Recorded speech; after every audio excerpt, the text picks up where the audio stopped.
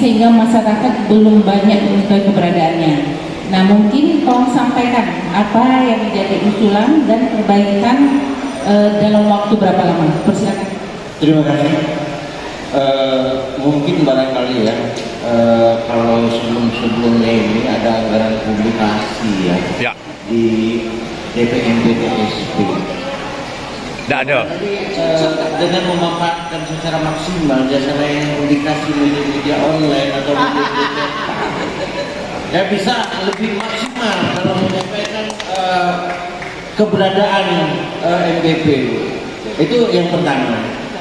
Untuk yang kedua barangkali mungkin kalau kita lihat di situ maksimal, kalau menurut saya sih sudah maksimal. Kalau saya pribadi sudah maksimal karena sudah banyak yang tahu tentang keberadaan MPP Perlindungan Agung.